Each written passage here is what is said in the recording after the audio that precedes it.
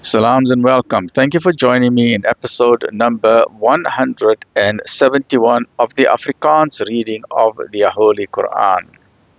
And that is the Heilige Quran by Imam M.A. Baker. May Allah subhanahu wa ta'ala reward Imam Baker, his family, all the various publishers, the proofreaders, the financiers, and all those who are involved in the publication of this book, Alhamdulillah, and various other publications. A'udhu billahi minash shaitanir rajim. Bismillahir rahmanir rahim.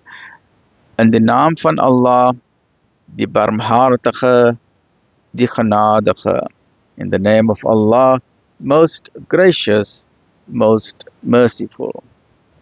Episode 171, hoofstuk 8, vrywillige gawes, Surah 8, Surah Al-Anfal. Afdeling 9 van Surah nommer 8 van hoofstuk 8. Die moslims sal oorweldigende getale ontmoet. O profeet, spoor die gelowiges aan tot die stryd. As daar 20 tussen julle is wat standvastig is, sal hulle 200 oorwin.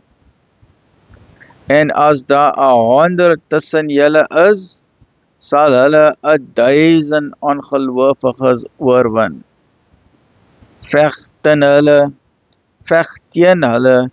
omdat die ongelowiges nie wil verstaan nie. Maar nou het Allah julle las verlig, en hy weet dat daar swakheid in julle is.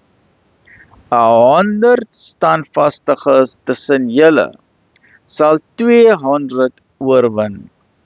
En as daar 1000 tussen julle, hulle sal deur die gebod van Allah 2000 oorwin. En Allah is met die standvastiges.